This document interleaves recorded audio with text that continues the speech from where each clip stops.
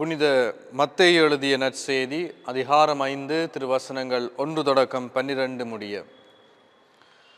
அக்காலத்தில் இயேசு மக்கள் கூட்டத்தை கண்டு மலை மீது ஏறி அமர அவருடைய சீடர் அவர் அருகே வந்தனர். அவர் திருவாய் மலர்ந்து கற்பித்தவை: ஏழையரின் உள்ளத்தோர் பேறு பெற்றோர், ஏனெனில் விண்ணரசு அவர்களுக்குரியது. துயருருவோர் பேறு பெற்றோர், ஏனெனில் அவர்கள் ஆறுதல் பெறுவர். கனிவுடையோர் பேறு பெற்றோர், ஏனெனில் அவர்கள் நாட்டை உரிமை சொத்தாக்கிக் கொள்வர். நீதி நிலைநாட்டும் வேட்கை கொண்டோர் பேறு பெற்றோர், ஏனெனில் அவர்கள் நிறைவு பெறுவர். இரக்கமுடையோர் பேறு பெற்றோர், ஏனெனில் அவர்கள் இரக்கம் பெறுவர். தூய்மையான உள்ளத்தோர் பேறு பெற்றோர், ஏனெனில் அவர்கள் கடவுளை காண்பர். அமைதி ஏற்படுத்துவோர் பேறு பெற்றோர், ஏனெனில் அவர்கள் கடவுளின் மக்கள் என அழைக்கப்படுவர். நீதியின் பொருட்டு துன்புறுத்தப்படுவோர் பேறு பெற்றோர், ஏனெனில் விண்ணரசு அவர்களுக்குரியது. என் பொருட்டு மக்கள் உங்களை இகழ்ந்து துன்புறுத்தி உங்களை பற்றி இல்லாதவை பொல்லாதவை எல்லாம் சொல்லும்போது நீங்கள் பேறு பெற்றவர்களே. மகிழ்ந்து பேருவகை கொள்ளுங்கள், ஏனெனில் விண்ணுலகில் உங்களுக்கு கிடைக்கும் கைமாறு மிகுதியாகும். கிறிஸ்து இயேசுவிலே அருமையான சகோதர சகோதரிகளே, இன்றைய நாளிலே நாங்கள் அனைத்து புனிதர்களினுடைய நினைவு நாளை கொண்டாடி மகிழ்கின்றோம். புனித ஜெரால்ட் மெஜல்லோ என்கின்ற ஒரு அருமையாக கடவுளுக்காக வாழ்ந்த புனிதர் இவ்வாறு சொல்லுகிறார்: கடவுள் விரும்புவதை கடவுள் விரும்புவது போல கடவுள் விரும்பும் வரை செய்வதே புனித வாழ்வு. கடவுள் விரும்புவதை கடவுள் விரும்புவது போல கடவுள் விரும்பும் வரை செய்வதே புனித வாழ்வு என்று இந்த அழகான புனிதர் ஜெரால்ட் என்பவர் சொல்லுகிறார். கிறிஸ்து இயேசுவில் அருமையானவர்களே, நாங்கள் எங்களுடைய வாழ்விலே புனித வாழ்வை எங்களுடைய உள்ளத்தினாலும் எங்களுடைய சொல் செயலினாலும் நாங்கள் வாழ அழைக்கப்பட்டிருக்கின்றோம். புனித அன்னை தெரேசாவினுடைய வாழ்வை நாங்கள் மீட்டு பார்க்கிற பொழுது தன்னுடைய வாழ்நாள் முழுவதுமாக ஒரு புனித நிலையை, புனிதமான வாழ்க்கையை வாழ்ந்த ஒரு அற்புதமான பெண்ணாக எங்களுக்கு தரப்பட்டிருக்கின்றார். அவர் செய்கின்ற ஒவ்வொரு காரியங்களும், ஒவ்வொரு சிந்தனைகளும், ஒவ்வொரு எதிர்நோக்கும் அங்கே புனித வாழ்வுக்கான அழைப்பை அன்னை தெரேசாவுக்குள்ளே விதைத்து சென்றதை நாங்கள் பார்க்கிறோம்.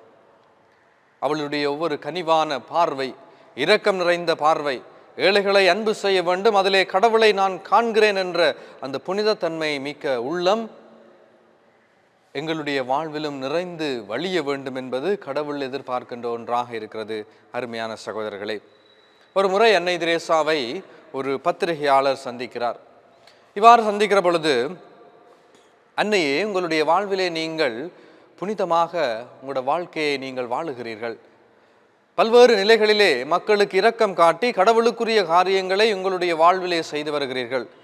நீங்கள் உங்களுடைய வாழ்விலே இவை பற்றி மகிழ்ச்சியோடு இருக்கிறீர்களா, மகிழ்ச்சி அடைகிறீர்களா என்று சொல்லி கேட்ட பொழுது அன்னை தெரேசா இவ்வாறு பதில் சொல்லுகிறார்: புனிதம் என்பது யாரோ சிலருக்கு மட்டும் கொடுக்கப்பட்ட ஆடம்பர அழகு அல்ல, மாறாக ஒவ்வொருவருக்கும் சுமத்தப்படுகின்ற ஒரு கடமை என்று சொல்லி அன்னை தெரேசா சொல்லுகின்றார்.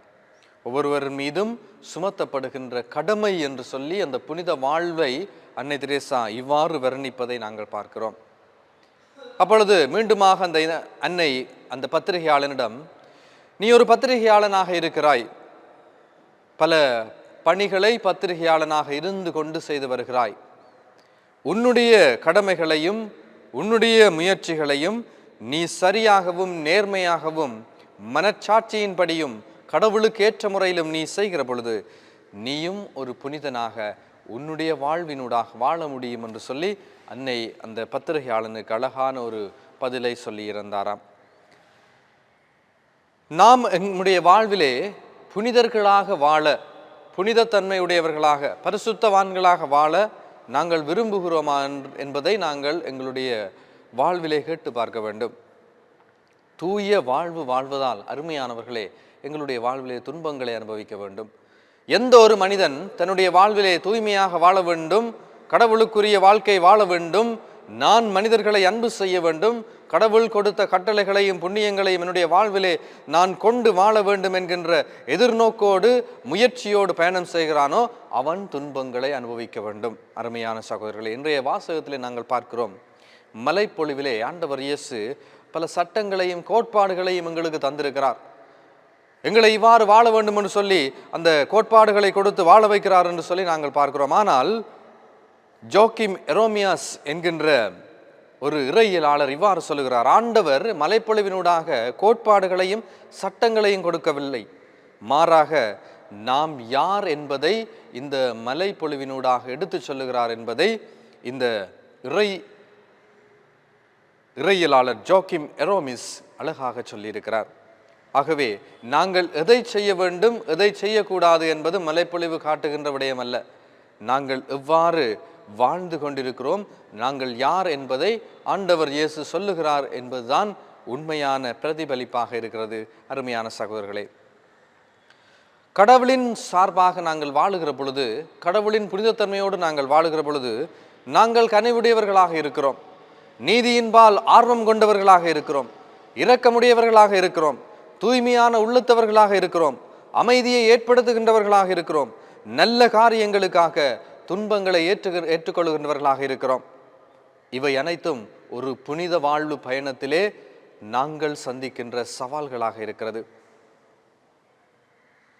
புனித பவுல் அப்போஸ்தலன் கொரிந்தியர் மக்களுக்கு அவர்கள் தீமையிலே வாழ்ந்த பொழுதும், தீமையான உலகத்துக்குள்ளே அவர்கள் கொரிந்தியர் வாழ்ந்த பொழுதும் தூயவர்கள் என்று புனித பவுல் அப்போஸ்தலன் அவர்களை அழைக்கிற பொழுது நாங்கள் கடவுளினுடைய இயல்பு அந்த மனிதர்களுக்குள்ளே இருப்பது என்பதை நாங்கள் உணர்ந்து கொள்ள முடியும். ஏனென்று சொன்னால் கடவுள் கனிவுள்ளவர்களாக எங்களை வாழும்படி அழைத்து நிற்கிறார்.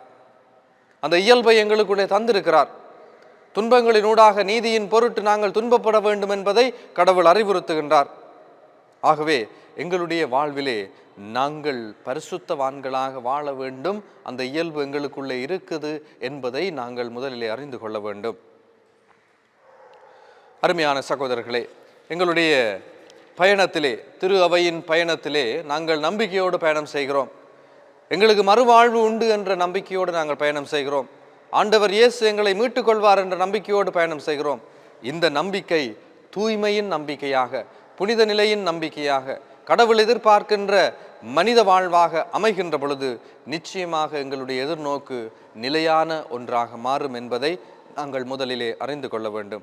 ஆகவே தொடர்ந்துமாக புனிதர்களாக, புனிதர்களின் வழியை பின்பற்றி வாழுகின்றவர்களாக, மிகவும் சிறப்பாக எங்களுடைய தாய் அன்னை மரியாள் காட்டி தந்த அந்த தாழ்ச்சி என்னும் புண்ணியங்களோடு எங்களுடைய வாழ்வை வாழுகின்ற கிறிஸ்தவர்களாக ஒவ்வொரு நாளும், ஒவ்வொரு திருப்பலியிலும், ஒவ்வொரு அருட்சாதனங்களிலும் நாங்கள் புனிதத்தன்மையை எங்களுடைய உள்ளத்திலே தாங்கி வாழுகின்ற நல்ல கிறிஸ்தவர்களாக பயணிப்போம்.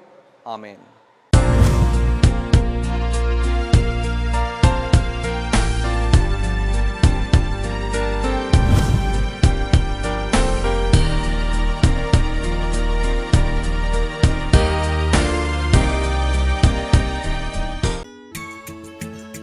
ஹோலி மேடையில் புத்தம்புது நிகழ்ச்சிகளை உடனுக்குடன் பார்த்து மகிழ எமது ஃபேஸ்புக் மற்றும் யூடியூப் பக்கத்தை லைக் செய்யுங்கள்.